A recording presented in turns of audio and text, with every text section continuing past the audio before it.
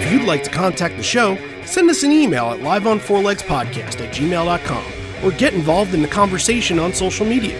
Join the Pearl Jam Podcast community group on Facebook or follow us on Twitter at liveonfourlegspod. Hello, Worcester.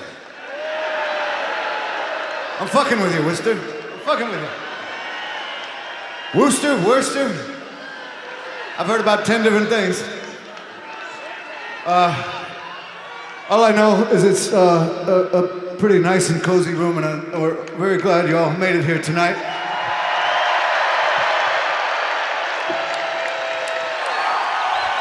And away we go. You're listening to Live on Four Legs, the live Pearl Jam podcast experience, featuring Mr. Stone Gossard.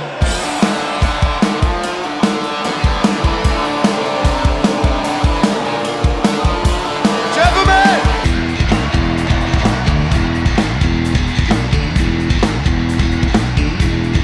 Mama Creed.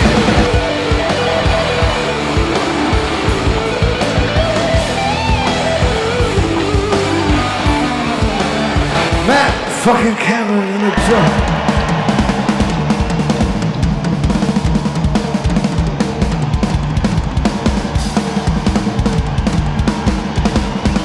Mr. Boom Gasper.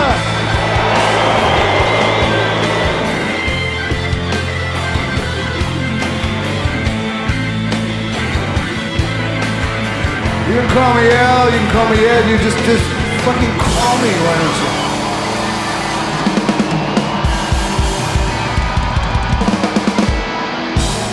Hey everybody now, welcome to Live on Four Legs, a definitive live Pearl Jam podcast, and we're back this week, the second week of January, and we're going through a lot of Patreon requests this month. The next couple weeks, we're going to be focusing on requests from you. If you signed up to Patreon in the last year, then you probably requested an episode, and maybe it's coming during this little stretch, but it's our little way of giving back to you guys that have given a little bit to us over the last little bit, and this is a Patreon requested episode that we're doing today. If you read it on paper, you're probably like, Worcester? What is Worcester? But you're obviously smart enough to know that it's not Worcester, it is Woostah. Even I knew that, and I'm all the way down here in the deep south. Right. But I mean, like, we got people down in Australia, in wherever, like, Ed will go through in the show and he'll say, 54 countries. Like, I can roll through the list of 54 countries if you wanted me to that have us at number one on iTunes. Like, I'm just saying, all those countries listen to us too. However, most of them are smart enough to know that it is Worcester, Mass., and it's not Worcester. Yeah. We did chart in Malaysia for a short time, I think, so shout out to all the Malaysians out there. Yeah, all right. Hopefully none of you are bots, because, yeah, we don't like the bots. They don't really do much for us. Anyway, let's kick it off. Traditionally, Randy Sobel over here, John Farrar over there. Hello. Hi. So, what's the way to start out here? Like I mentioned, I think we got to give a little bit of a shout out to Matt Servadeo, and he's been a patron for a while now, and this was his request. And something that happens is that sometimes we get through a lot of locations, and a lot of our people happen to be East Coast people, because it's just the mass amount of people just kind of seem to surround the East Coast. So it seems like we get a lot of New York-based, Boston-based, Philly-based requests. And even like Chicago and other, big city requests. When you do something big, you're from a big city, you're going to request something from your area. And it feels like we had so much Boston related stuff that we were doing ahead of this, so this kind of fell behind the pack a little bit, but I made sure that it got really early into the year and that we're doing it today. And again, I mentioned at the end of last week's episode that I didn't really want to do too much lightning bolt this year, but this is one out of the way, and then we'll kind of get into that discussion at a later date as to what else from 2013, 2014 we can and should do. So I could have gone to the show, John, and I don't know if I regret it or not, but essentially I went to Buffalo 2 nights before this. Yeah. And you know how long of a drive that was to get from Hartford, Connecticut to Buffalo? How long? It was 6 hours. That's legit. But it was also a Saturday, and it was kind of a spur of the moment decision, and I was just excited. I just wanted to get to see them right away. Where else could I go where I didn't need a flight? And Buffalo fell into my lap. It happened to be easy. And I was already going to the Brooklyn shows, which were this weekend. So I guess the Worcester shows were Tuesday, Wednesday, if I'm not mistaken. Yeah, the video on this says it was on a Tuesday. Okay. All right. That makes a lot of sense. So basically what happened was I just ignored these shows. I ignored the two shows in Massachusetts, which is obviously, if you're doing your United States geography right now, Connecticut, Massachusetts, right next to each other, adjoining states. And I said to myself, like, okay, those are, work nights. And I don't think I was working late at the time. I think I had a pretty normal schedule for what I was doing. I think if I really wanted to be gung-ho and go to at least one of the two of them, I could have made it. But I said to myself, I'm like, oh, man, Worcester's really close to Boston. And that's going to be really far for me to travel to. I don't want to go up to Boston because Boston was at least 2:15, almost 2.5 hours away, which also kind of not true, but kind of true. 3 years after that, my wife and I go to a wrestling event in the same arena that the show is in, DCU Center. And I wouldn't think to go to a wrestling event in Woostah, but this happened at the time. It was supposed to be an important event. So I said, all right, screw it. It's close enough. Hat off, whatever. And I went.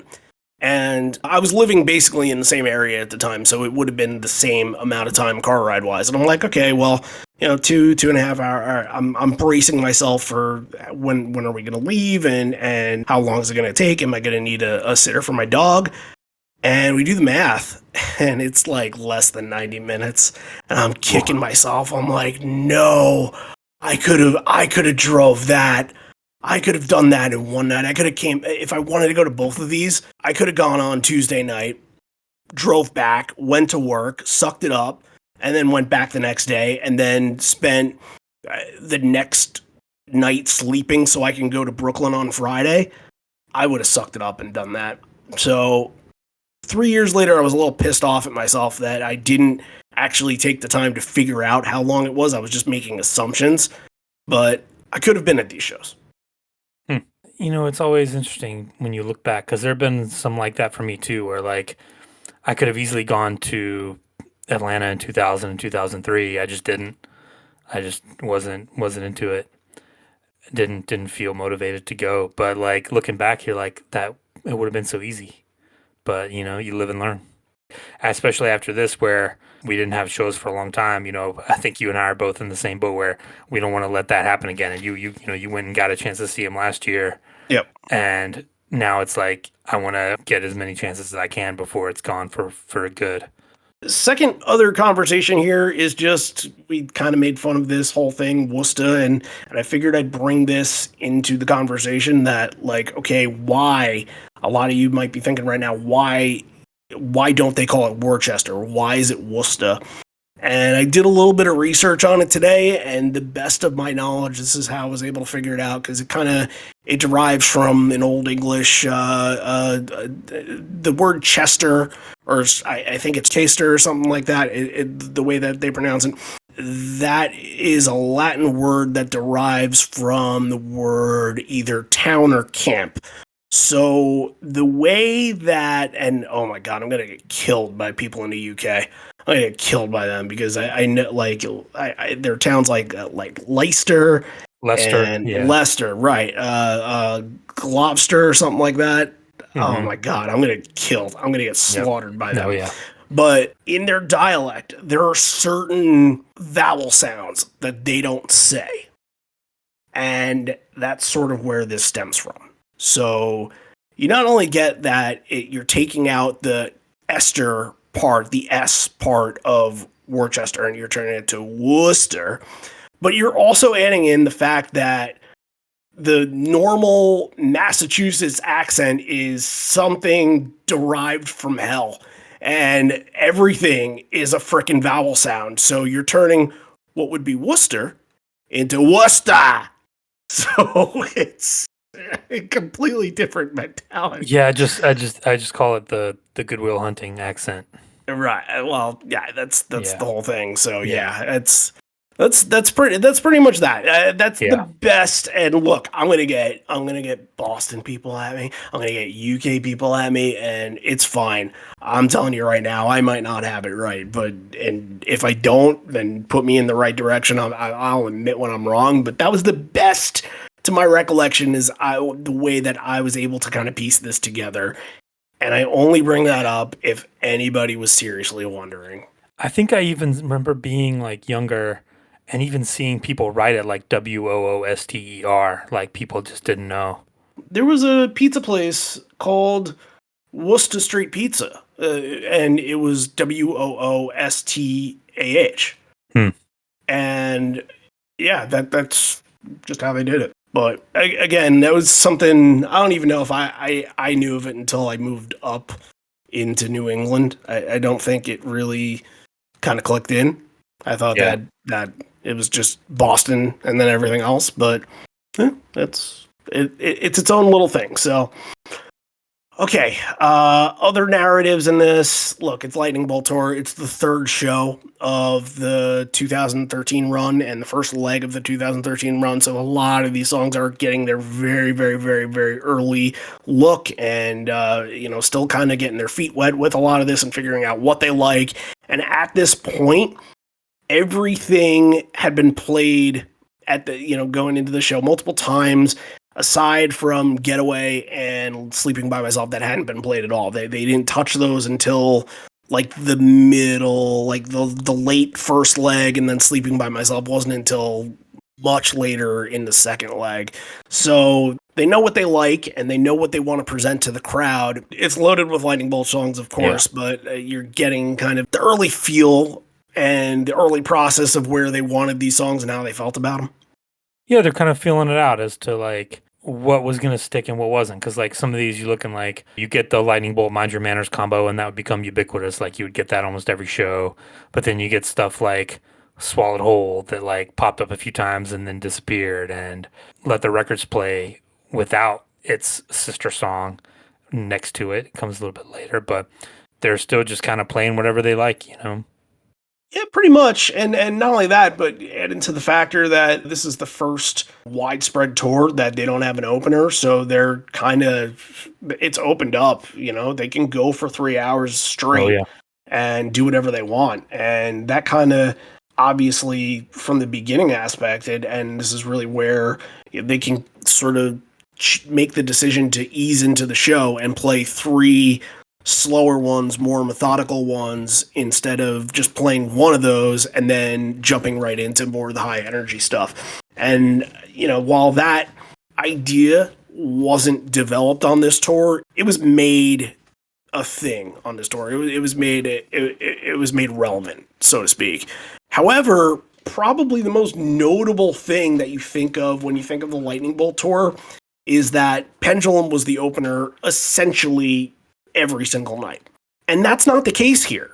Remember, this is night number 3, so they're working with Pendulum. They did it the first 2. They're working with it to see what kind of song it is, to see if it works in that spot. And I wonder if they thought, okay, this is the first kind of bigger city that we're playing, not to insult Pittsburgh or Buffalo, but the Boston fans are very high on the food chain kind of deal.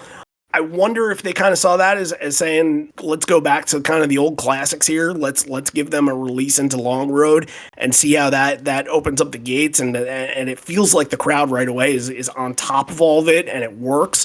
And just for the statistical matters, Pendulum would be opened with every other show on the first leg, aside from one, which would be the Voodoo Fest show. So it's essentially every single night that they choose.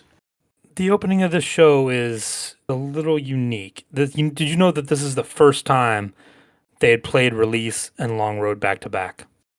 Didn't officially know that, but not surprising, no. It's only happened 3 times. This is the first one. Then they did it, I think, at the San Diego, I want to say, at the Sports Arena later on this tour, and then the Fenway, night 2, I think. in 2016. Night one, 2016. Night one. But I wouldn't know because I missed those two songs. So, but yeah, this is so weird, and like I'm going to talk about this a lot at this show because you get Release into Long Road, and it's a seamless transition. Like it's very well done, and both very like powerful. Like we talked about, if you get Release, you know you're in for one of those like epic nights. Like it's going to be emotional and it's going to be powerful, and like you just hold on to your hat because here we go. And then, so you get Release in the Long Road, and it's great. And then you turn around and go Small Town, Lightning Bolt, Mind Your Manners.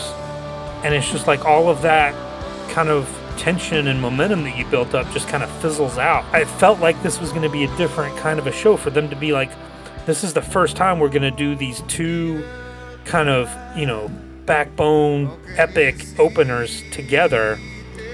And then it just kind of falls flat because you feel like, follow it up with a Corduroy, like get something like a Go, an Animal, like get into that section, like let's have this go somewhere. It just felt weird because this show doesn't have that kind of energy. It's not that kind of tense, kind of emotional, heavy kind of night that sometimes we get with these Pearl Jam shows. This is more of like and the 2013 tour is full of these. It's just they're having fun. It's more lighthearted, like just playing songs, and there's not really a through line to connect a lot of this stuff. It doesn't really have that. So it just felt weird to me to have this be these two big heavy hitters at the beginning, and then kind of not do anything with it. I don't know if that's just me, but it felt a little disjointed here at the beginning, I thought. I see where you're coming from, but you mentioned like these shows are so much more lighthearted than anything that they'd done beforehand, and like it's not shocking in the least that they would follow that up with Elderly Woman, because probably from their aspect they're like, okay, those are two songs where we didn't really get to hear the crowd on. What's something where we can bring the crowd in? That's a good crowd. You want to hear that crowd. What's something where we can bring them in before we kind of get them riled up as a warm-up before, and look, maybe Lightning Bolt, Mind Your Manners before the heavier hitters like Hail Hail, and we'll talk about where Corduroy is placed in the show. It's very interesting. But like, if Hail Hail was following Elderly Woman, then okay, maybe it works in that aspect, but you are getting newer songs. It doesn't suck the energy out, but that the people aren't in love with these songs just yet. They like them, they're familiar a little bit, but they aren't in love with them yet. So it just needs time to process and marinate. A song like Lightning Bolt turned into something really good, and like it. Oh yeah, absolutely. Yeah, but here, you're just getting basically a straight version of it, and it just felt weird to like have this big emotional beginning, and then like just follow it up with okay, and here's some Lightning Bolt songs, like. Yeah, throw a Corduroy right after that. Move Hail Hail up. It just, I always say, we can second guess these set lists till the cows come home. Hindsight's 2020, but it just came off as weird watching it. And if I was been in the crowd, I would have been a little thrown. Let's kind of progress forward, I suppose. And we mentioned the new ones, Lightning Bolt, Mind Your Manners. That's the quintessential back-to-back, and it's always happening in this little area, whether there's a Corduroy or something before it. It's whatever the mix is, it's usually back-to-back. I've drawn the numbers up on that before. I didn't this time, but if this leg is 15 shows, it probably happened 13 times. So that's the least that you need to know from that. But I thought, like, individually, Lightning Bolt stuck out to me in this show, and I think it was just maybe what Mike was doing was he was trying to figure out what worked solo-wise, and maybe because it was such an early rendition of this, you tell with versions of songs sometimes that the band, it's not complacent, but they kind of get comfortable with things, and comfortable with things that become pretty typical. And it felt like this solo in Lightning Bolt just was him trying to figure out what the solo in Lightning Bolt was going to be going forward, and which made this one sound a lot different and very good. I like this version more than most. It kind of, sometimes you hear a song and it can re-energize you on the song a little bit, and we hadn't listened to Lightning Bolt in a long time, or if we had, we just kind of passed through it, but I like this version.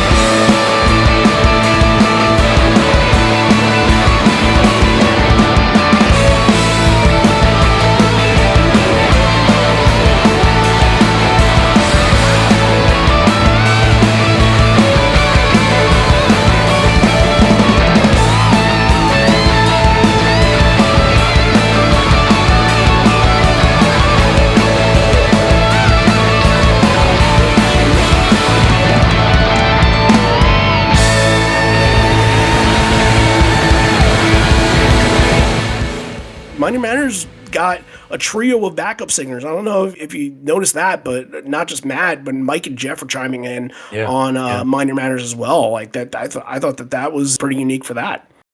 Yeah, this is a very good McCready show. If you're into the guitar stuff and the solos and all that, this is a very good McCready night. I would say he would be the standout from this one.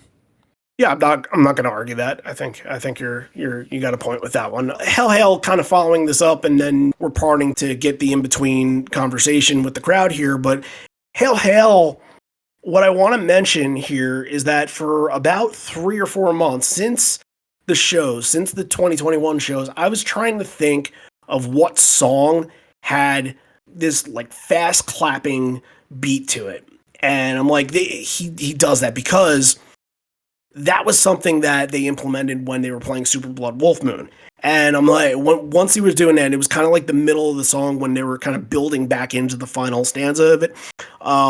Ed starts doing this, and it's kind of like a pandering clap. It's like, come on, and it was fine. And it's like, okay, it's just a little thing that he does with it, and it makes the song kind of stand out on its own. But he does the same thing in Hail Hail, and I didn't notice, okay, that is something that was taken probably from a song like that, or it might have happened in another song at some other point too, but he does the same kind of fast clapping beat in that too, and it reminded me of what they were doing in Super Blood Wolf Moon a couple months ago.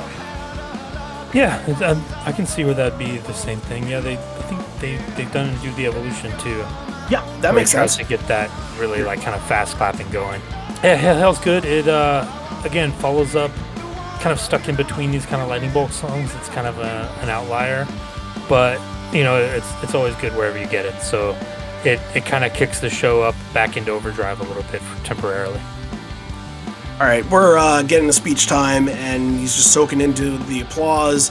And if I had $1 for every single time on this tour where Ed said, "Where are my mind your manners? Where are my manners?" It's fucking every night. It says the same exact thing. It's like clockwork, you guys.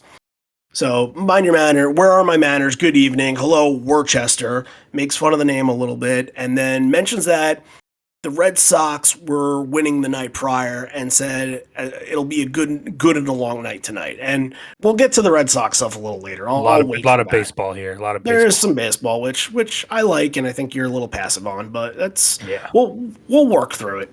So Sirens is the transition into Even Flow, and it feels odd because Sirens would usually be the one later on in this tour that would follow Even Flow. That would kind of be like, okay, you had a high, now kind of break it down into a little bit emotional. I like it that way. The way that they have it here with Sirens going into Even Flow, I don't know if I get the energy for Even Flow after hearing Sirens. Yeah, it's a little, this is only the third ever version of Sirens, so right, they're playing around with stuff. It's just we're here at the spot, so let's have a conversation. That's all this is. I think to me it felt like it was because these 3 in a row after Sirens you get Even Flow, like you said, and then you get Nothing As It Seems as well. It felt like it was put here to give McCready like a little mini opera moment here, let him do his thing in multiple spots. It felt like he was testing it out with Even Flow to see if it was going to be, they could make like a McCready theme out of these. Yeah, I could see that, and look, it can go a little bit further too. They do Red Mosquito afterwards, and how's that not a McCready song? That's a little 4-song section where he's the standout of all of it. Yeah, I can see that, and maybe from that aspect of like, okay, this is very McCready heavy, but you know what? A lot of 2013 and moving forward here, they kind of know that the excitement from a show comes from Mike. And while the storytelling aspect of a show comes from Ed, they want Mike as much as possible to excite the crowd, which is why you see Red Mosquito more often now than you did early mid-2000s. Nothing As It Seems comes back a little bit more of the binaural songs because they know that it can be a Mike moment. And I think that they just want to fill in that hole as much as they can. Yeah, Red Mosquito has been played 14 times since the show, and you might think, oh, that's not very much, but they haven't been touring a lot. Like you're only looking Think about at it, right? a few years. So yeah, comparatively, that's pretty standard. And then they've played at like what 4 out of the last 5 or something. Yeah, something like that, right? I think I make a note during Red Mosquito saying where's Danny Clinch on this Right, one because you get so right. used to it. But backtracking just a little bit, the even flow stuff, you can kind of sense that at some point they're going to go back to the Cameron solo stuff. And at the Brooklyn show, it would be a couple nights. It would be, I think, that Saturday. Cameron would do a phenomenal drum solo and have probably one of the best that I heard from the song. It's a tremendous version from that Brooklyn show. And you can tell here, it's like he's got a little bit going on, but it is short enough to just make it just a transition going into the back end of the song. But you can see that they're thinking about it at this point. And I thought that was interesting, and that's kind of leading you to some other spots down the road that they would get to. Yeah, and a Cameron solo is always welcome in even flow. I always love when it pops up because, when you get those like 2006 ones, you expect it. It's going to be like he's going to do a big thing where he's going to start doing that rhythm and go off on it a little bit. But whenever it pops up, I always like it. I think it's a good transition from Mike's solo, which is like, here it's just a master class. Like he's just doing all of the stuff that he does. And it's a nice way to transition back into the big chorus and the big crowd sing-along part. So always like it when it shows up. And we mentioned Nothing As It Seems would follow that up. And I thought that this was, out of the stuff that happens in the main set, this is one of the stuff that ranks a little higher for me on this. And I think I made a comment the last time that we covered Nothing As It Seems, and it was a late era Nothing As It Seems, that it was a little bit faster than usual, but in this version it feels like Stone is just so hypnotic with the rhythm, and it just feels like it's just at this progressive motion that it just feels like a perfect pace setter. And usually if it's a little bit upbeat, if it's a little bit faster, I'm like, okay, I like my Nothing As It Seems to be more downtrodden and give me some soulful Mike, but it led to Mike actually a little bit more upbeat and fired up in this.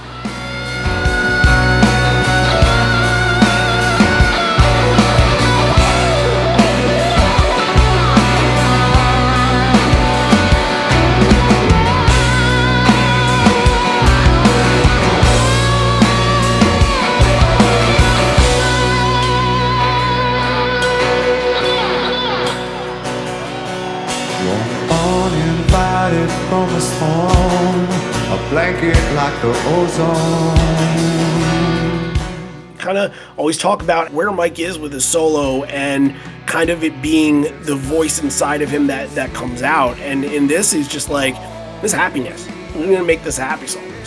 Yeah, it was a little strange. I think as I was listening to it, I think I got to the end and I forgot to even take any notes on it because I was just kind of listening to it, just losing myself in it a little bit. And it was like, you wait for that wail and you wait for that big moment. And like, yeah, I agree. It did give off a little more of a positive vibe than Nothing As It Seems normally does. I mean, it kind of ties along with what I said at the beginning with Release and Long Road. Like, those are normally these big, powerful, like, pull at your heartstrings kind of songs. And they just don't have that here. But I mean, that again, that's not a bad thing. You don't always need that. Like if you're in this crowd and you're having a blast, like just watching McCready do his thing. I'm not trying to disparage the show at all. I'm just saying it's a different thing than what sometimes we're used to, or sometimes we get at other shows.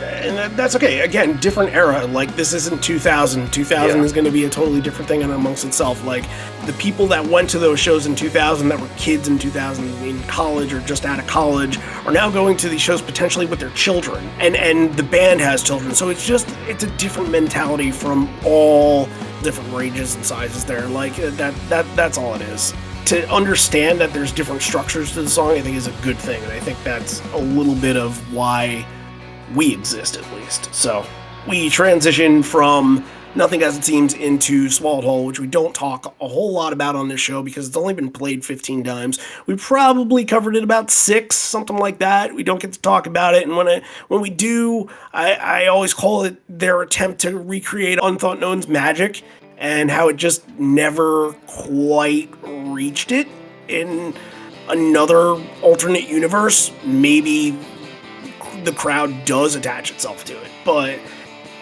second performance, and they're still marinating on it a little bit. It seems like the band really likes it. It seems like Ed is really, really into it. It's one of Ed's like atmospherical songs that he wrote. So like, I think those are the ones he enjoys the most. But it's just, even it being a new song, and from that point forward, it feels like it's kind of typecast as being the transition from one into the next. And even so that I didn't even press enter on my notes, that Nothing As It Seems and Swallowed Whole were in the same paragraph. So I saw that Nothing As It Seems went into Red Mosquito instead of Nothing As It Seems went into Swallowed Whole. That's how forgotten this got here, and that's how much of a I guess seamless transition it was. Yeah. Yes, well, I always have to kind of do a double take, because when I'm taking notes, I'm like, the song starts, I'm like, okay, it's Unthought Known. And I have to be like, wait, no, it's not. It's Swallowed Whole. I don't even think it's a bad song. I just think it is almost just too generic. It's kind of has a mean kind of undertone to it, but it's just almost a more generic version of Unthought Known. Like you said, it's kind of an attempt to maybe recreate that Unthought Known. And Unthought Known's great, and they play it later here, and it's good, and it soars, and it does all the things. It's one of the better songs on Backspacer, hands down. But yeah, this is just, it almost seems forgotten. I mean, you sit someone down, even hardcore Pearl Jam fans, you sit them down at a table and tell them to start naming Pearl Jam songs. You're going to go a long time before they pull out Swallowed Whole. Probably, and I think it's not just that it's generic, it's that Unthought Known is really easy to sing. It has a lot of moments that you like, lyrics in the songs, gems and rhymestones, like that just speaks to, that line stands out. Like, dream the dreams of other men, then you'd be no one's rival. Like, that's a great line.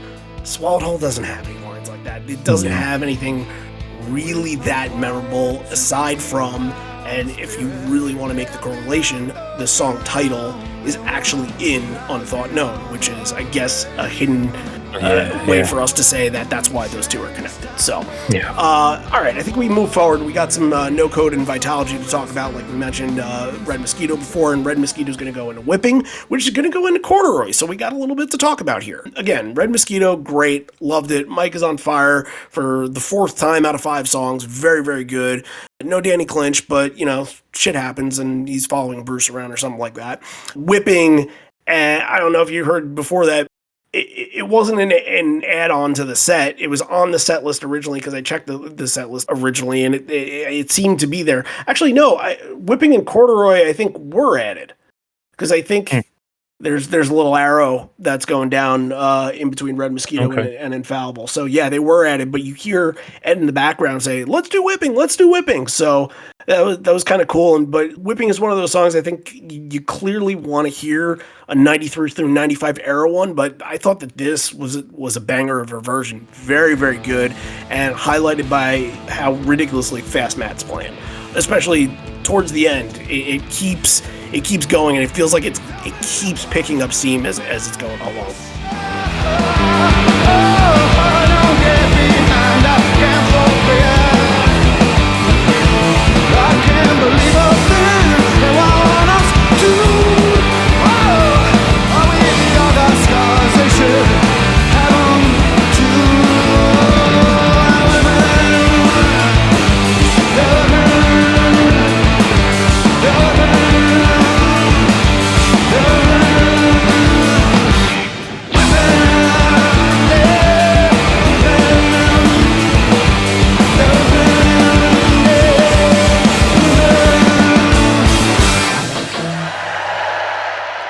And getting Whipping in this era is very cool. And like, yeah, for him to just be like, hey, let's do it. Add it to the set list like this, you're like, yeah, it's totally cool. And be comfortable with it too. Yeah. And yeah, like it can be a little off in the later years, as is wont to happen when the song they don't play very often anymore. But yeah, I thought it was great. And this whole show just has like I said, kind of a lighthearted, kind of a fun vibe. Like the band's having a great time, Ed's in a good mood, crowd's great. You know, normally like you'd look for, you know, Whipping to be intense and like we're gonna focus on like, yeah, Ed was like snarling the lyrics, and yeah, Mike like just like doing that little guitar thing and just going for it. But yeah, this is just like kind of it's not bad. It's just fun and great, and I liked it. I don't have that much else to say about these. It's just a very nice version. What I will say about Whipping is that it was played 5 times on this leg, which is more Yeah. than you would think. But Yeah. in the first week or so, because they would play it at one of the Brooklyn shows, they also opened the tour playing it with, that was the Jason Gurley thing. So Right. when he came on stage, they played Whipping because I think Whipping was his walk-up music. So it was something that they at least felt comfortable and wanted to do at the time. So Corduroy, which you said, like, give you Corduroy after Elderly Woman or after Long Road, but Corduroy's like dead smack in the middle of the set before, and it feels like almost like there's a couple of different sets here. Like there's like pieces of shows and not full shows, because Corduroy kind of ends a section and then Infallible kind of starts something else, but it's different. It's hard to kind of put my finger on, but this version of Corduroy is actually very, very good. And it's the song just still, even at this point, just massive surge, getting to the next level. Like Mike, once again, is getting his hands on just another incredible solo, and they're just having a blast. A mid-set performance, like, maybe it reignites things a little bit, and maybe they're just feeling good about just, hey, this is a song we're super comfortable with and we love playing, that they love hearing. Let's give it to them before getting into a song that they're not going to be very familiar with live.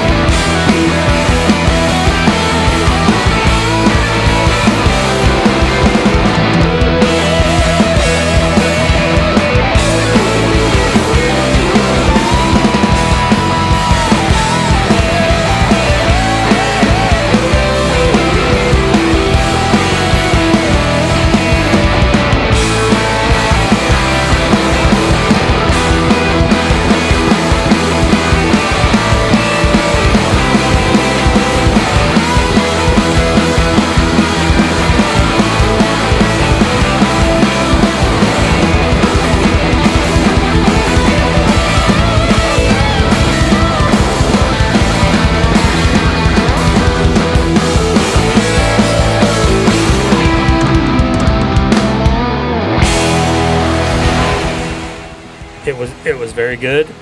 It just didn't stand out to me anyway as being, it wasn't bad. It wasn't. You're upset that there was no Pry 2 in between them. That would have been something. That would have been something. That would have made me sit up and take notice. All right, back to Ed. Toast-worthy moment here. When you don't know, people are growing up and no one accepts you for who you are. Everyone knows you for who you are on the outside and don't know what you have to offer. It mentions that it's their 17th or 18th show there in Boston, and he's considering Worcester, Boston, which, sure, okay. But hearing everyone sing along to the songs and seeing them all in the streets the night before, when they were out at the Red Sox game, this job allows you to be accepted by large groups of people, and it's a tremendous feeling getting through the rough patch and seeing everyone's as friends, and then everyone be friends with one another. So very few places like Boston than you'd rather be recognized. A little hat tip to the local area there. Can't disagree with that. Boston, very, very passionate bunch. And also, if you get on the people of Boston's good side, like, you can make friends very, very, very quickly at a Fenway Park. As long as you're saying the right things and talking to the right people, you can make friends very, very quickly in Boston if you wanted to. But you can make enemies just as quick. Okay, the next 3 packaged together, it's going to be one off the new record, then one off the last record, and then one off a couple of records ago. Infallible into Got Some into Save You. I don't have much on Infallible or Got Some. I have a little on Save You, but really not even much. It's just a touch faster. The Hartford 2013 show would be a little over a week later. I remember that one being really fast. And this one has a clapping section over the bass line as well, so we can add that into the equation. But, I mean, you're coming off Corduroy, and Infallible off the new record doesn't quite take you to that level live just yet. Like, it's one people kind of need to process, and the album came out that day, which I kind of don't seem to remember, because I feel like I had it well before that. I definitely had it by the time I was riding up to Buffalo. But it's one that if your feet are tired, you're gonna maybe perch yourself down for one on this one, I think. Oh, see, I'm Team Infallible. I know you are. I know you are, but I'm my speaking favorite song on Lightning Bolt. I'm speaking overall terms right here, and kind of the grand spectrum of people in their intake of the song.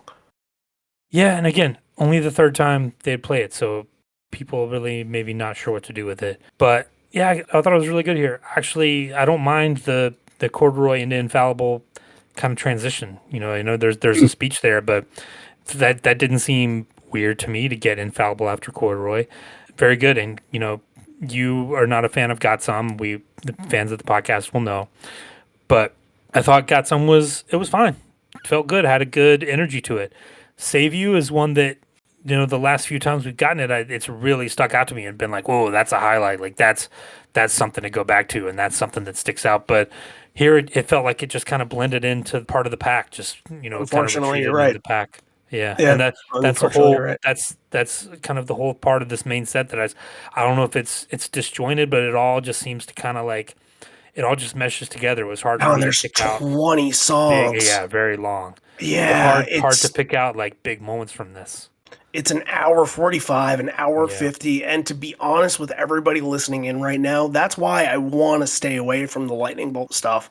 Especially if you're doing the like late era shows, like say next week we decided to do a 2016, like they're all like this, and you just need to differentiate it sometimes. And maybe at some point later this year we'll be like, okay, we're ready for a Lightning Bolt one, but it just an hour 45, an hour 50 long main set is a lot. And I know you guys don't care about the research that gets put into it, but for the bodies that do give you this podcast, it is a lot. We got kids, and it's like stuff happens, and you want to take it in and process it all at once, but it's very difficult to. So just gonna move forward from that, though. Ed is mentioning the Access venue that I believe they played in 1991, and tells a story about a Boston cop. They were beating up a kid at a Polaroid, and I took a picture of all the cops beating up a kid. That's such a 1991 thing to do. So big guy came over, tried to take the Polaroid and rip it in half, and then made himself look silly by doing so, because have you ever ripped the Polaroid in half? Well, it's all flimsy, and it's obviously the size is there where you can't do it. Right. So big bad Boston cop got pretty embarrassed and said, we probably played this next song at the Access. Drop the leash, guys. Weird. This is the 17th song, and you're getting close to the end of the main set, but the way that this is all packaged together, the last four, Leash, Let the Records Play, Evolution, Better Man, I was not a fan of Leash casually being in this spot and then going to a new song right after. It feels like you could have picked up so much more steam. Like you want to save it for later. I always love Leash going into Porch. I think that's a perfect song to transition into it.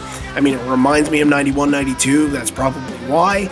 But to get it just as this, like, okay, here you go, and then have it be a version that's just not the most powerful version. There's no Lucky Face, thankfully, but it's not the most powerful version that fires you up at all.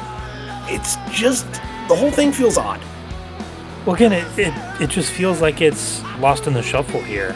Yeah. You know, normally it's, when we talk about Leash in the 2000s, it's getting a prime spot in an Encore 1 or an Encore 2, or it's getting highlighted like it's a big moment. But this didn't feel like a big moment. And even the speech, like, I'm listening to Ed tell the story, and I'm like, okay, cool. Like, we're going to get a little insight into, like, when Leash was written. Or he's going to be like, yeah, and I went back and wrote this song. And, like, that would have been awesome. But then it's just like, oh, and we probably played this one that night. And you're like, well, that's okay. You probably did. Those people that are Boston people, like, that's not the Boston connection to Leash. It's 2006 where Leash comes back for the first time in 12 years. That's the thing to talk about when it comes with Leash. Yeah, it just felt like not a missed opportunity, but it didn't feel like it had the big like weight behind it that it should have. Yeah, I think that leash could have been a really good moment in the show. And it's cool. Had it been I in love the when they encore. play it. It's not a bad version, but it didn't stand out for some reason. Even later versions, and we could go through this if we really wanted to and look at like the last 20 versions of leash. But I would think that outside of Greenville, most of them are in the first or second encore. Oh yeah, yeah. So to get it as kind of like it's not quite a penultimate song, and that's the weird part about it, because it should be at the very least a penultimate, and it's not even that. It's okay, let's play it, and then let's kind of get you into a new song that you aren't quite familiar with it because it didn't get released as a single, and that Let the Records Play doesn't benefit from that, and it's unfortunate because this is actually a really good version of Let the Records Play. If they would have flip-flopped and had Records Play, then into Leash, then into Evolution, then you pick up some steam after Leash a little bit. Evolution, Leash, like, okay, you feel pretty good about that, and you're ending with Better Man. Like, that's pretty okay. Or even flip Spin the Black Circle and Leash. Like, put Leash in the encore, have Spin the Black Circle paired with Let the Records Play. I know they weren't doing that yet, and they would pick up on that eventually. But yeah, that's... Actually, later sense. That week they would. It happened in Brooklyn. Yeah, and Let the Records Play again. It's fun. McCready's, doing the solo behind the back. They're having a good time. It's got the swampy vibe that you want in Let the Records Play. Sounds great. Only the second performance. But yeah, just weird to follow up a big thing like Leash with okay, and here's a deep cut from the new record. Yeah, it didn't quite work. There was a way to make this all work, and it just missed the mark, unfortunately. So, all right, 2 songs left at the end of this main set. It's Do the Evolution, and then Better Man would come right after. And Do the Evolution, this was at a time where South American versions were starting to rub off on the North American crowd. And this is traditional here. There's no like, whoa, this is Admire Me, Admire My Home. And, Ed's vocals are fun. It sounds like he's kind of in that sweet spot of pretty drunk, but still coherent enough where he's able to not be a mess, but fun and embellishing when he needs to embellish. And that's it. Evolution is just fun, but I thought it was interesting because the Buffalo version and the next 2 that I would get, I know we're kind of skipping the next night at Worcester, but the ones that would happen at Brooklyn would all be, they would be South American style versions. Do the Evolution, a lot of times it feels like they're really pushing, especially Jeff is really on point and trying to hit that one and going for it. And this one especially, I think during the right before the Admire Me, Admire My Home part, it feels like they just kind of like no one goes for it. Like they just kind of like let it hit and let it fall. And then they pick it up. Just didn't feel like it had the same kind of energy. But again, having fun, that's not a critique. It's just a different way to do it. And again, they're just having a fun time playing it. If I'm to be nitpicky about, the why factor of that, it's that Evolution it's inevitable. It's every single night, essentially. It's one that it's just like, okay, where are we doing Evolution tonight instead of like, what can we do with Evolution? So I think it's just, okay, like, let's do it. Let's figure it out. But I'm sure sometimes on this tour they did. There's still good versions. They still can go out and do that. Yes, absolutely. Yeah. Absolutely are. Yeah. This just isn't one of those, this isn't one of those big moment heavy shows. It just doesn't have that vibe.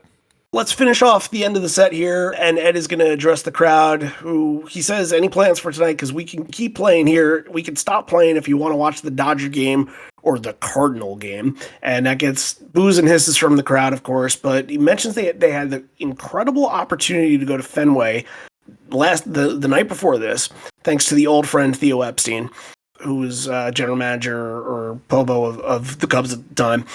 And we witnessed a baseball miracle with Fenway fans. The unbelievable play that happened. And I believe it was a grand slam hit off the bat of David Ortiz where the center fielder, Torrey Hunter, goes back on the track and flips over the wall. Pretty crazy sight. And I remember watching it live. And what's actually funny is that he told this same story. He mentioned the same moment and said he was there. at one of the Fenway shows. I can't remember which one it was, but it was one I of the knew four. you would remember this moment because I'm listening to this and I'm like, I have no idea what he's talking about. No, of course, yeah. This, I Yeah. mean, look, I worked in sports for 8 years. Like this stuff is ingrained in my memory sometimes.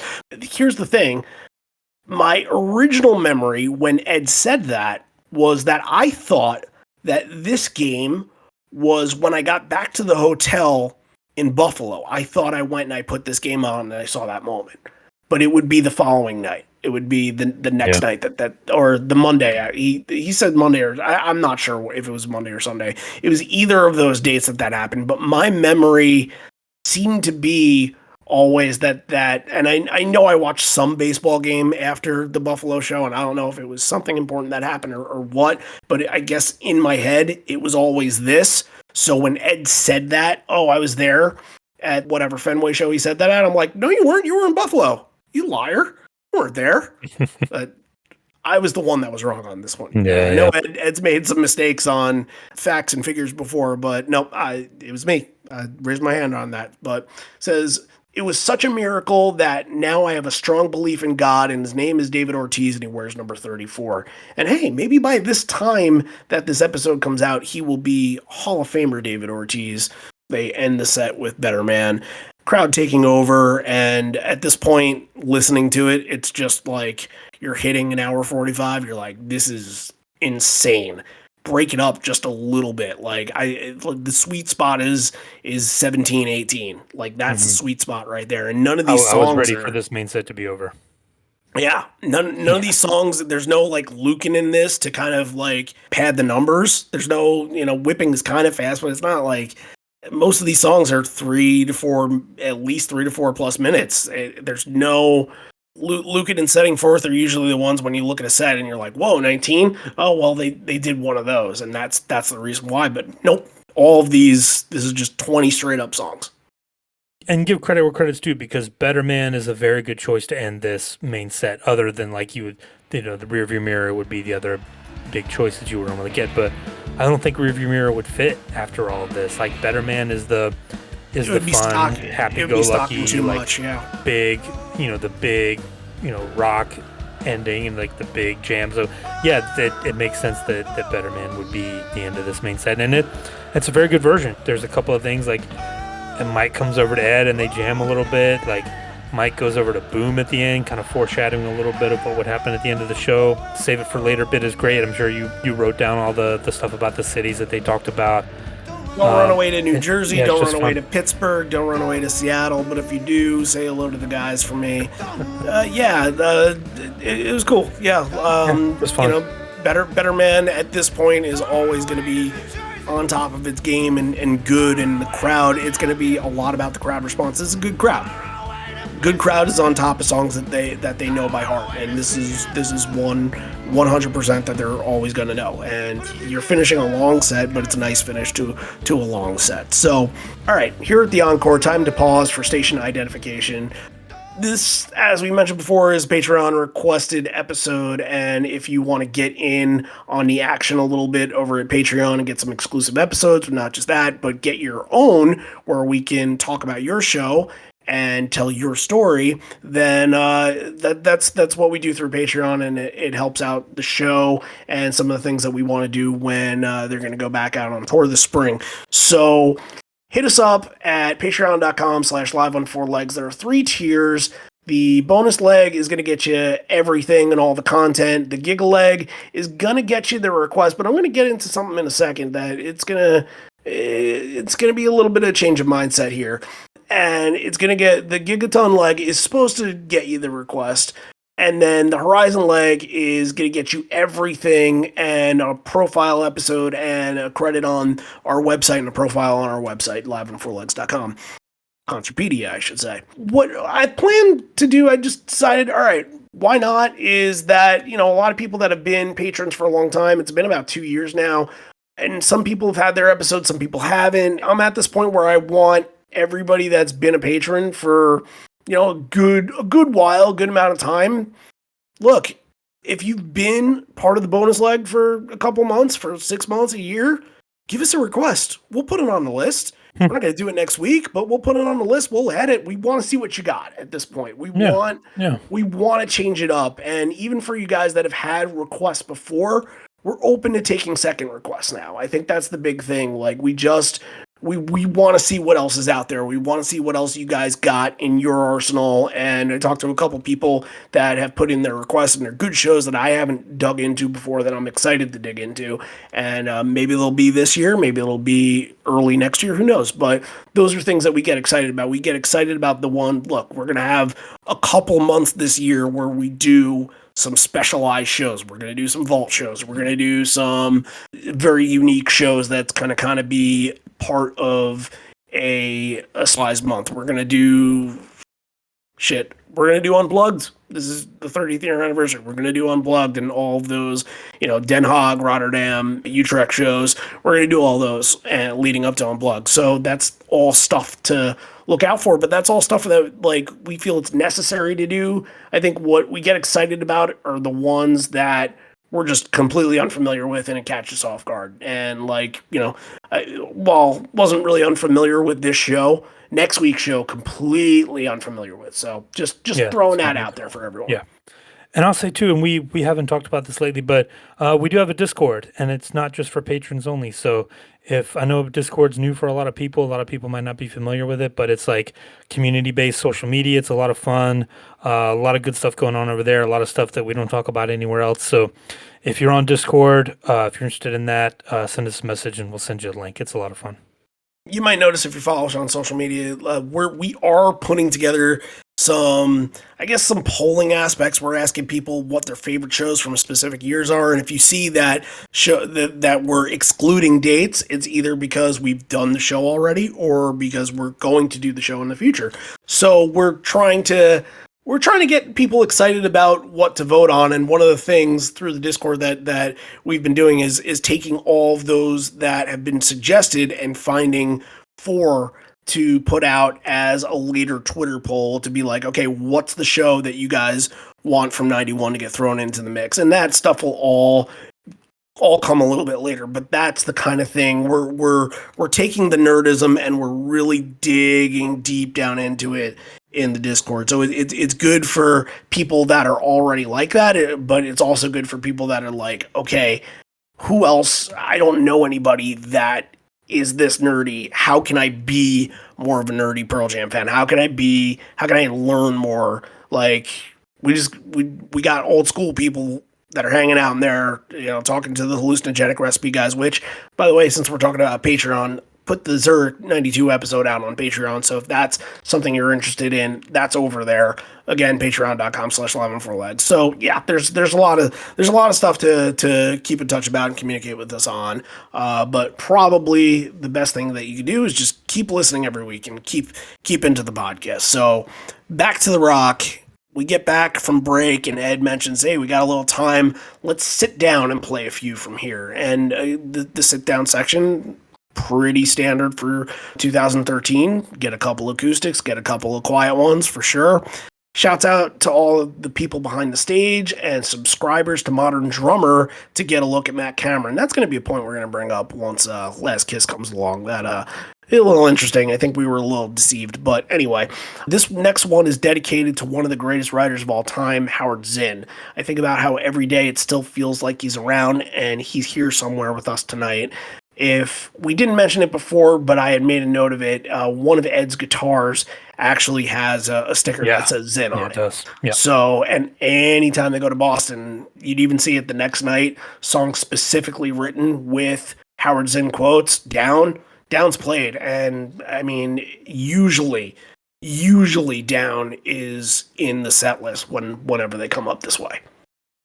Yeah, I think this one, it kind of changed because like after he passed, they started. I don't think this is the only time they've dedicated it to him. No, Man of the Hour, probably not. This is he's somebody that even to this day, I think they did at one of the Fenway shows they did Down. I think they mentioned him real quick. But yeah, he's somebody that kind of never gets forgotten in the fold for sure. And Man of the Hour is going to be the one that gets dedicated to him. The acoustic setting looks really nice. The orbs are all lit up orange. Ed takes the first verse and chorus kind of by himself, and the rest of the band follows in. It's a pretty good version, if not a tad bit clunky, but not the best version of Man of the Hour I've heard. There's a snafu halfway through, like they lose it for a minute. Like, I don't know what happened, but it almost falls apart. It almost falls apart, and then they kind of have to pull it back up to back to where it was. Yeah. Professionals. That's what professionals do. They find ways to fix things, or else it becomes a total disaster. So you don't see total disasters of things too often. So yeah, they're on their game. In between Man of the Hour, before going into Yellow Moon, and then probably a big subject of discussion after the show would be Fatal. Ed says, my memory of mixing this record in Seattle, meaning Lightning Bolt, at which he's like, oh yeah, record came out today. Which, funny, record, it's not a thing in 2013 because there's like downloads and iTunes and crap, so they don't, record store release day shows used to be so exciting. It was still a thing.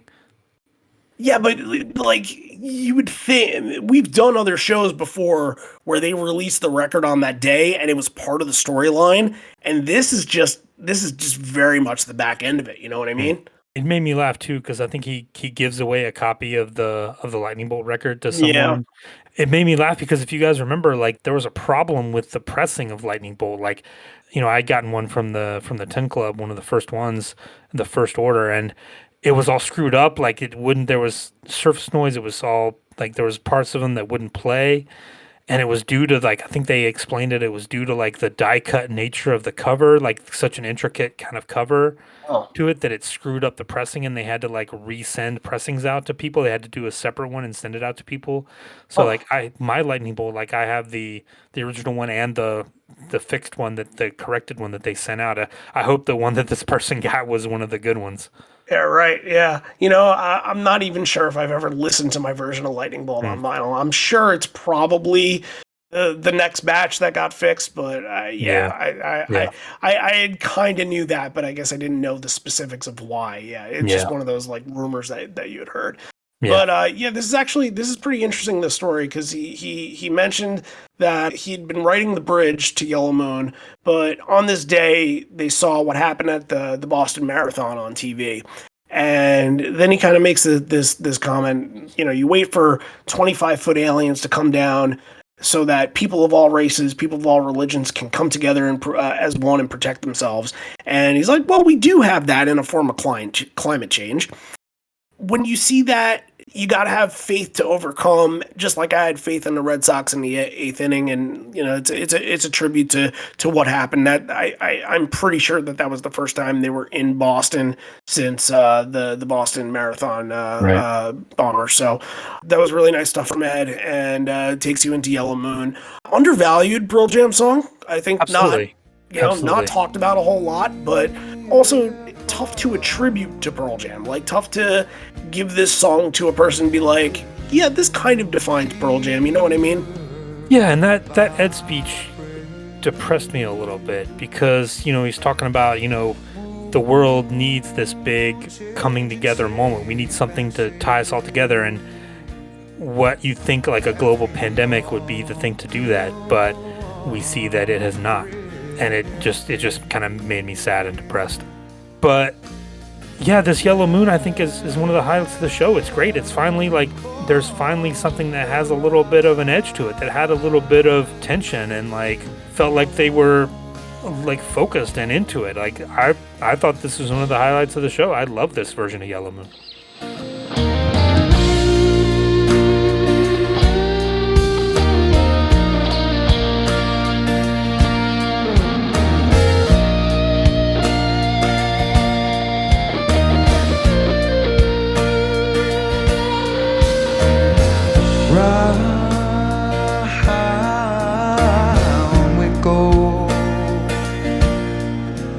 Where we stop, I know.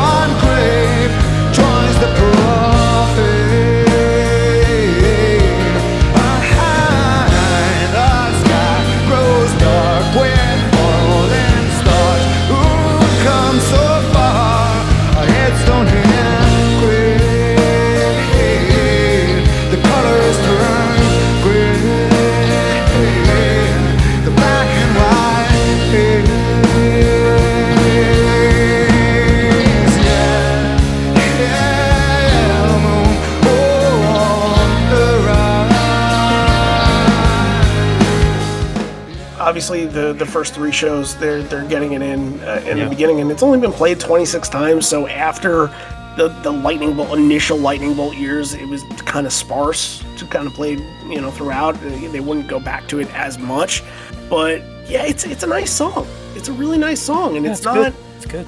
It's not in the way of like you could say like Future Days is just okay. It's too much. It's a little too much. And even a little too saccharine. Yeah. Yeah, right. Like Yellow Moon is just enough like compassionate Pearl Jam, where you're like, okay, this fits all areas. This checks these check boxes. Good version. This next one is a request from a local, and I'm going to give you a stat that it's not a crazy stat because it's a very simple stat. You don't need to punch in a lot of numbers to figure it out, but it's just like one, I'm going to say it and you're going to be like, oh, fuck, really? Fatal have been played 5 times. This is the 5th time that Fatal have been played, which is the same amount of times that Mind Your Matters have been played up to that point. Oh, that is, that hurts. That hurts deep down. Yeah. Yeah. Yeah, just thinking about that is just like, the fuck. How good is he? How warm are his eyes? You see it's not a reprise. Did he arrive too late and too tethered away to what only soon in his time?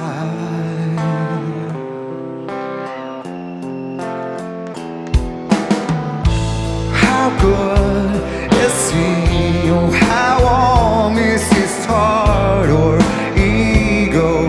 Telling me which place to part. Did he relate?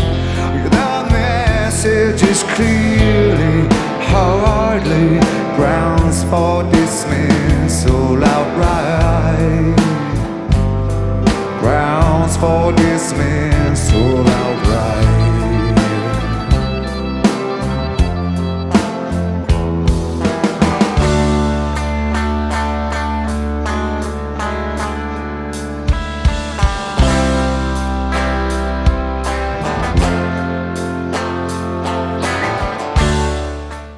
This is the first time that they, and Ed actually says, gonna need another bottle for this one.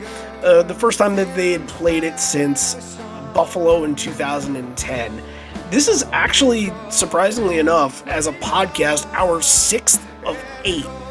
They played it 8 times. This is the 6th version we've done, so we can essentially, we have the evolution down. Essentially, we did the Let Me Sleep ads, like 8 or 9 versions. We could do this if we wanted to. We have the research on it, but like, this is the moment I think everybody comes out of this saying like, holy crap, look at what we got. We got something. We got a deep cut. We got a collector's item, and we talked about at the Key Arena show that a lot of the 2013 shows had at least one of these.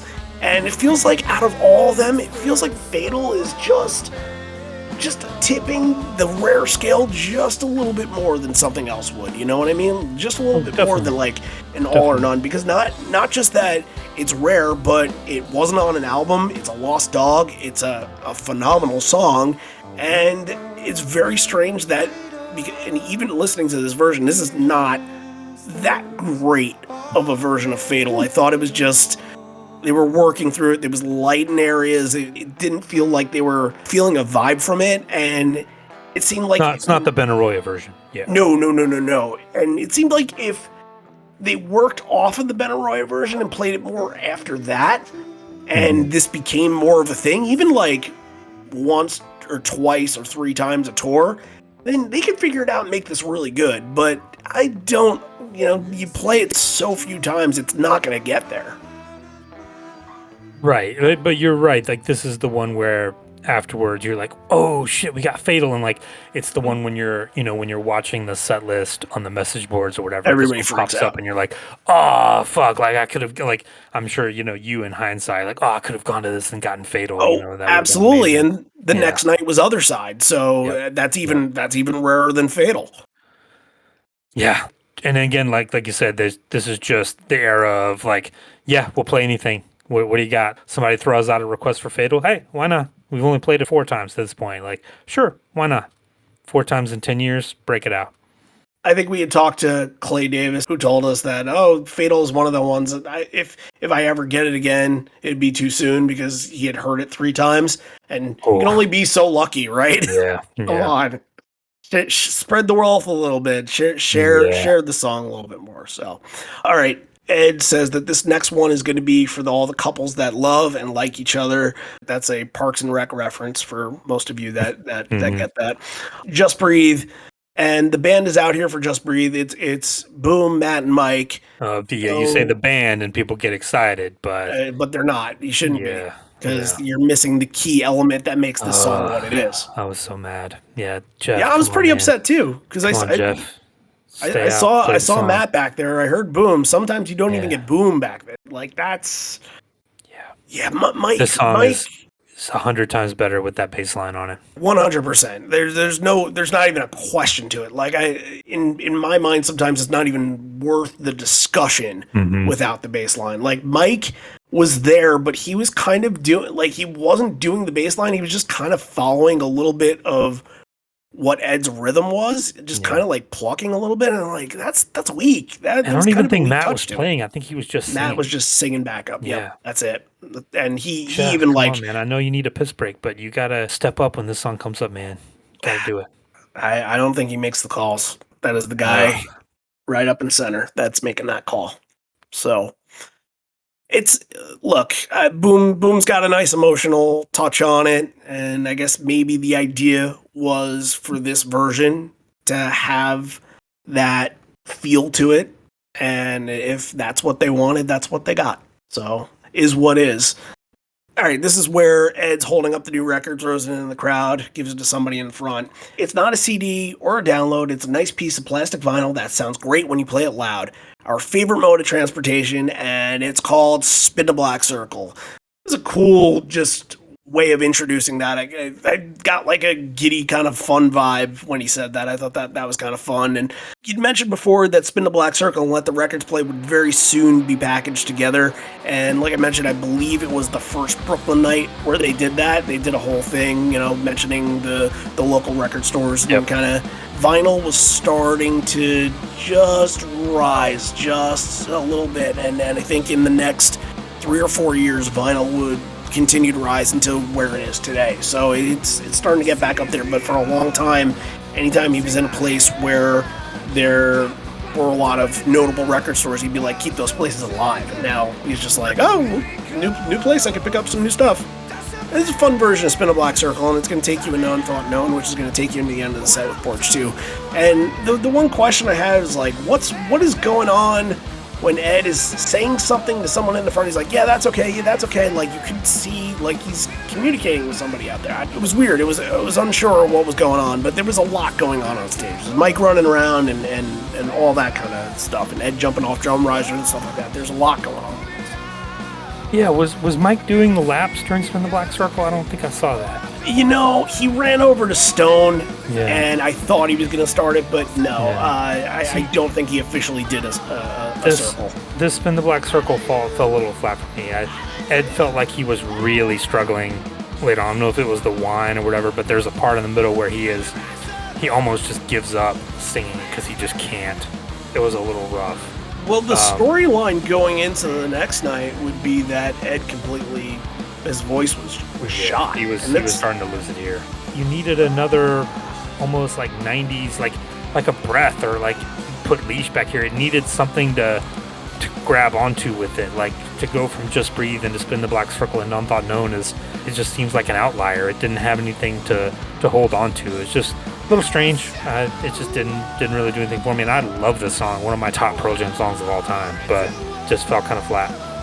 I guess the idea of Backspacer Vitalogy Backspacer 10 is odd to kind of say, especially in the Lightning Bolt era, where in an encore too, in an encore, you kind of think, okay, let's start to get away from the Backspacer stuff. But no, the 3 that they played in this set, they would continue to play pretty much this whole entire tour, nonstop. So Unthought Known, good, and another one played with the Zen guitar for probably a purpose. It feels like the words are, very similar to his thought process and everything like that. But I think the build in that is centered around the bass drum, and how it just progressively, I'm just listening to Matt hit that, and it's just progressively getting faster and faster in the intro, and it's just allowing the song to get this big build and big rise. I think that's the best, and that's what sets Unthought Known apart from Swallowed Whole,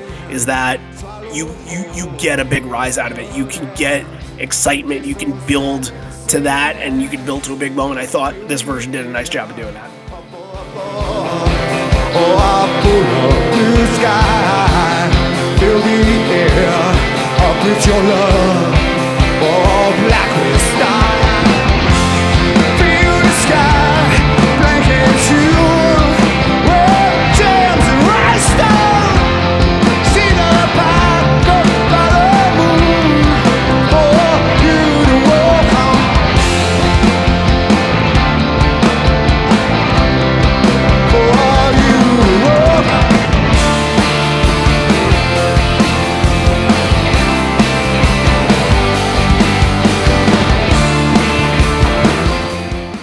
Again, I think I said it with Lightning Bolt, not a song that we've listened to a lot on the show in the last couple weeks, so it feels like it's a bit of a refresher where I can say, all right, we haven't really dug into Unthought Known in a while. I mean, it might be a top 3 moment. It was very good, but this whole show just kind of runs together. It was missing like a big anchor moment, maybe. Let's close out the first encore, and then we got 5 more to trudge through. To Grumpy John over here doesn't like this show. I didn't say I didn't like it. It's a very happy you might show. Be surprised by my rating. It's just, this is not the shows that I gravitate toward, and we've been doing a lot of big shows lately, like a lot of big, like Touchstone. They need narratives. Big emotional shows, like narrative shows, and this one just doesn't have that. I fully agree. I think the shows that I've liked talking about lately, and even last week, I don't care about YouTube, but it was something to talk about. I had to bullshit in the beginning with you guys and talk about how to pronounce Woostah, because I didn't really have too much else to bring to the table in this one. What am I going to say? Like, third show of Lighting, there's not much to grab to. Fully agree with you, and I had the same thought going into it, but I still like the performances. We'll see. Trust me, I'm not going to give it. I'm not going to give it a 4 when we get to the ratings. Trust me, it's going to be fine. Anything is going to be fine.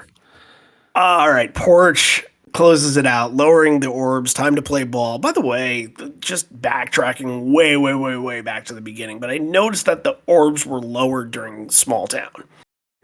I don't know if that was something that they were consistently doing. I don't have like a vivid memory, because I'd seen Small Town a couple times on that tour, but I don't have this vivid memory of the orbs going down during it. Yeah, I don't remember. Porch every single time, and look, Ed is going to do his thing. He sees something he can swing on, something, and this set was probably curated exactly for whoever was building it to say, okay, Ed, you can do something, or Ed saying to them, like, how can I have fun with this? Or what can I do to have fun on something? And they're like, shit, let's do some orbs, light orbs, sure.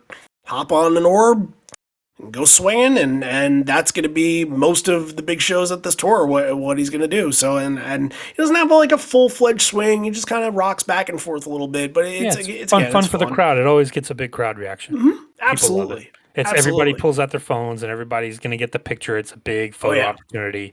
You can find a million videos of him swinging on those orbs. Yep. Because everyone pulled out their phone and started video. Right. It's if we only had video in 1993, 1994, where he was going up to balconies and crap like that, then maybe it wouldn't be as sacred kind of the thing. But no, it was a cool moment. Good Porch. A couple of funny things in Porch. I don't know if you saw. There's one near the end where Stone and Jeff and Mike are kind of huddled around Matt, and Stone is doing the big Kiss rock move, like he's going down with the guitar and then coming back up, like bringing it way back up in the air, like bringing it back down and forth. And he starts doing that, and then Jeff and Mike start doing it. They kind of have of course Mike is going to be, he sees anything Kiss, he's like, yes.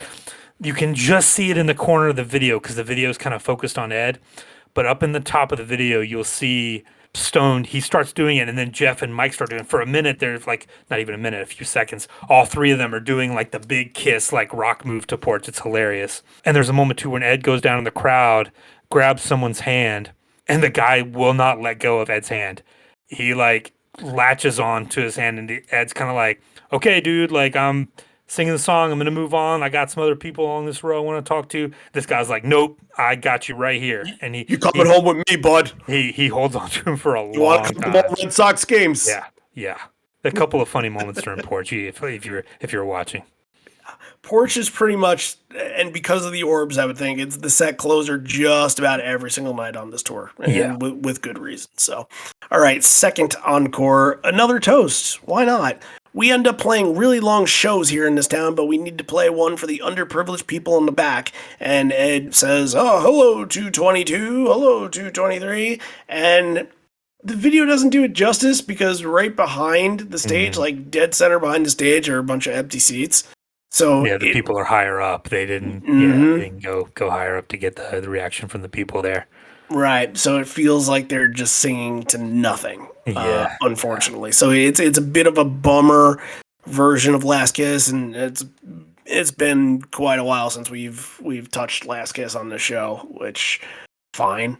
I think we have not the most beloved Pearl Jam song, but of course not. People, but the people who like it love it. And again, like when we did those Bridge School shows, it was like it doesn't get much better than that. So I don't mind it. I have kind of a soft spot for it. So I think it's kind of fun, and like they always, and again, it fits within the theme of the show where they're just having fun, playing fun songs, having a great time. Break out Last Kiss for the back. Why not? And they were planning it out at that point because Matt had the kit back there as well. So that's always going to be a moment. I think most of the shows I went to that year, maybe most of the Elderly Women's that I saw, and maybe that's why the orbs didn't go down, were played to the back. So, yep, that all happened. Ed says it's good to have humility. I mentioned this before, but might as well get into the full thing. But something crazy happened. Our record was #1 on iTunes, and he has this kind of list that he's looking at. Yeah, so Rhodey brings him out a sheet of paper, like a stapled sheet of paper or something.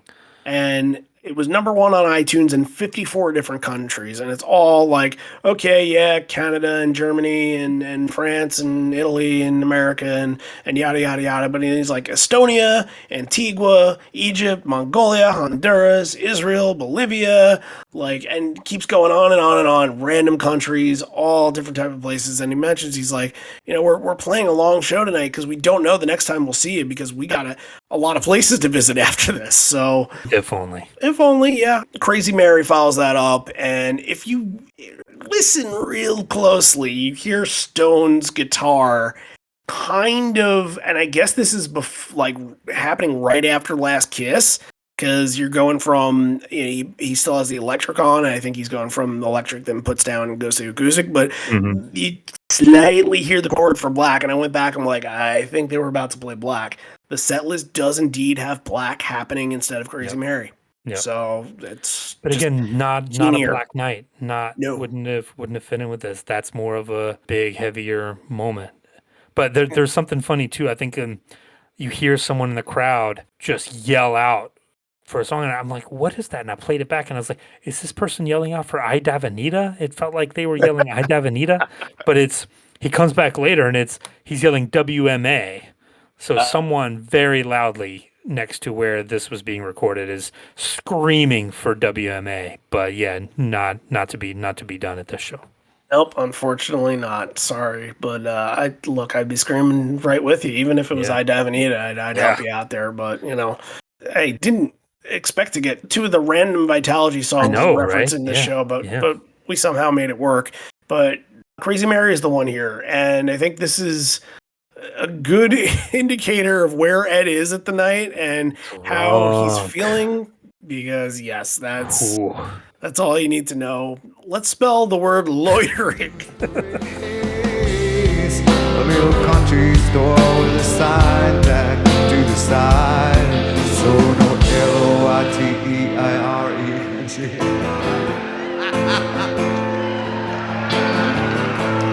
Underneath that sign congregated quite a crowd. Loitre. Yep. He goes, whatever.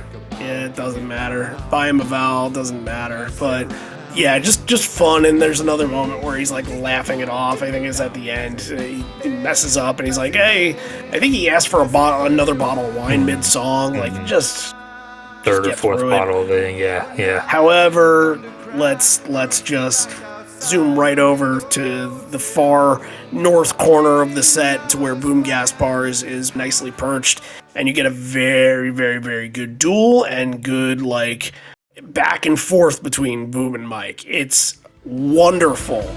We're doing the research right now for Crazy Mary Evolution, and this is going to be obviously one of the big talking points, but listening to versions like this where they can just go and keep going back and forth just makes you smile. It just really does. Those are the fun moments. And doing a lot of the research, going back and seeing comments that people have and saying like, "Oh, I like any Crazy Mary that Boom's not on." I'm like, get out of here. Get out of here. I'm not saying it's a bad take, but it's a rough take. It's that's an elitist take.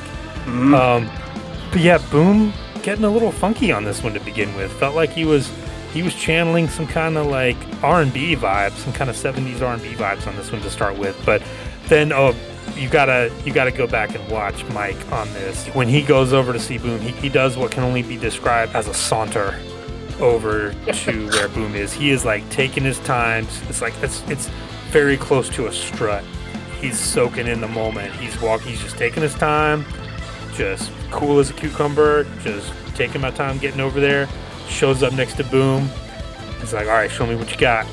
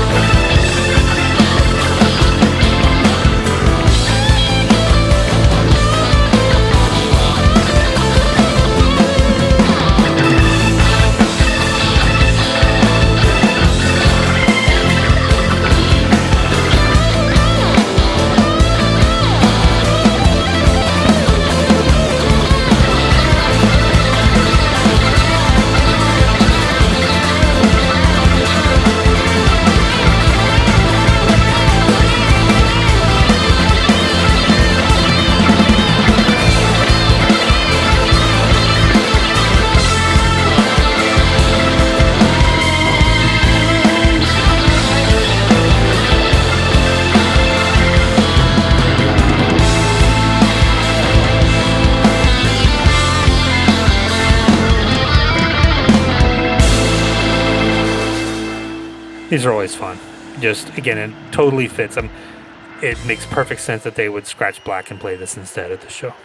I want to challenge people and name me any other touring member of a band, not actual member, but touring member of a band that gets the kind of chant for their name like Boom does. I don't think they're out there. Jason White from Green Day doesn't. He's an official member now, though. Oh, yeah? He was a touring member for a while. Right. The keyboard guy, Rami from Foo Fighters, I don't think he gets a moment like this. Probably Even not. though I think he's probably in the band now, too. I can't try not Yeah, they're think like of 6 or anybody 7 else. people in the Foo Fighters now. Yeah. I know Radiohead had a second drummer they were touring with for a while. But yeah, Boom is his own thing. We got to hit the somewhat of a bread and butter and kind of wrap this thing up. From Alive into Sonic Reducer into Indifference, which is a different kind of bread and butter. It's nice because Sonic Reducer, you don't think of it as being that like penultimate end of the set kind of song, but you're coming back tomorrow night. I think the next night you're probably going to get Rockin' in the Free World or Bob O'Reilly. So And a Ledbetter, yeah. Right, you're able to work around that and be like, okay, what something different. Let's do something different here. Let's give them. For a lot of the old school fans, they didn't play Sonic Reducer. It got played 3 times on the store. So yeah, they and another big Boston tie-in back to Orpheum and stuff like that. Sure. So yeah, absolutely. Very very cool choice here. I like this a lot. I really like this Sonic Reducer, and it's one that they can do more than slightly inebriated, and it still sounds good for Ed. But Stone just kills it on this. I really like this. I wish they would play it more. Stone Solo was just out of this world. Very, very good. Yeah. And you can even tell in the beginning, like, they were off a little bit, and it's kind of sounded a little janky in the beginning, but, like, it doesn't matter. For Sonic not Reducer, with a song like this, you figure it out. It's fine. It's 4-chord fest. You can figure it out. And then you're closing off with Indifference, like I mentioned. I know we kind of just, like, skimmed ahead of Alive, but it's... Alive's powerful. It's still got... It's good. Still had a little power behind it. I thought it was great. Indifference, Ed kind of gives another toast to the crowd and says that they were great all night and it was a great response. And to get the lights on, I think, look, last week I used the word pandering and maybe that wasn't the right word to use because you got upset that I used that word. However, it's like... You used it again tonight and I was tempted to... When did I use it? Back at you. For when?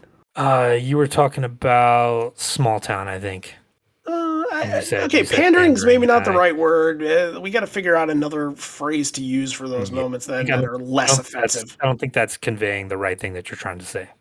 Probably not, but it's the reaction and working off the crowd and getting them to clap in the beginning and the lights on. It's a different mindset of what they were doing last week. But like I mentioned, the last week's show, the 2005, where they're not closing the set with it, where the lights are off, and then you hear the crowd that just does it all on its own, that leads for them to do versions like this, where they can connect and make that kind of last appropriate goodbye with the crowd, where they don't have to just keep continuing to rely on Ledbetter.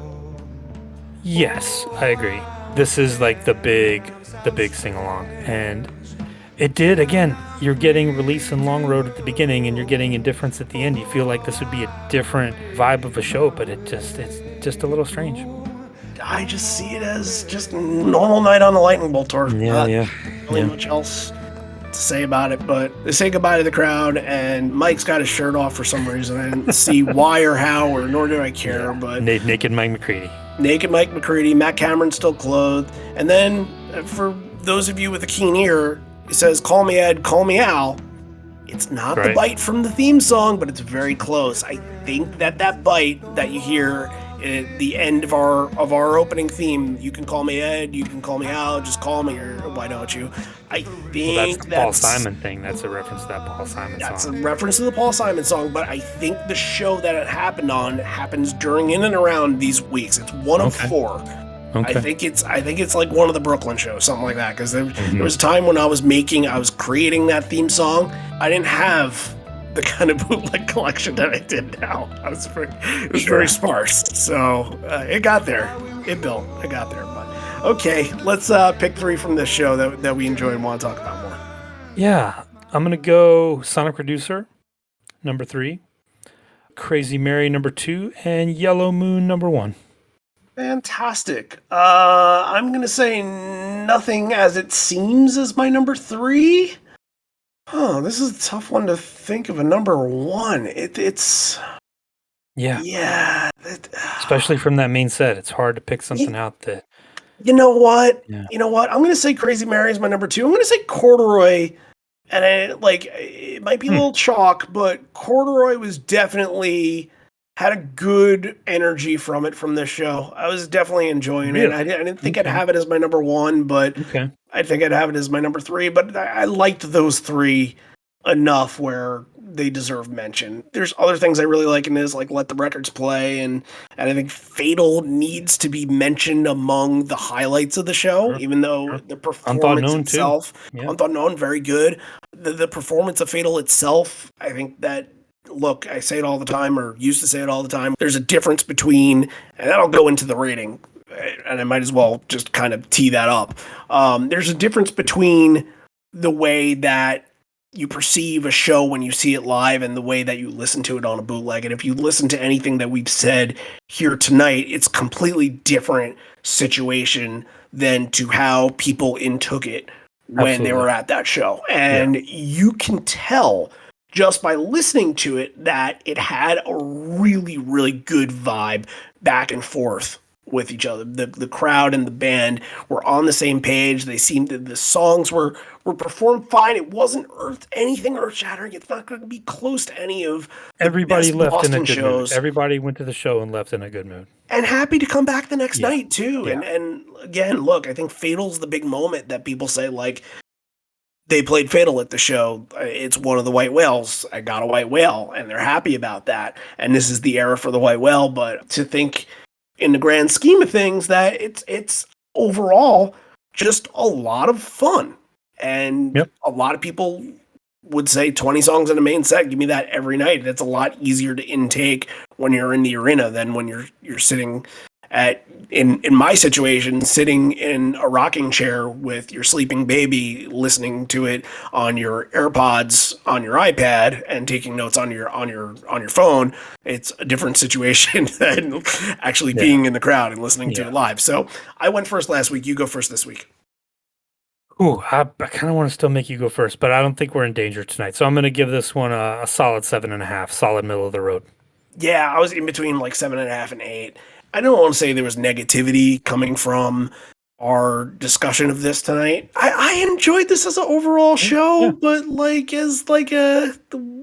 that's really tough because I'm gonna have to go 7.52 just because it's gonna lose that half of a point because the narrative didn't take you anywhere. It was just a show and a good show, and that's okay. They can be those shows, but you got to separate the bunch. Like a show with a good narrative, and last week could have, in my mind, been a 7 show, but it had a good narrative, even if it was Bono and U2.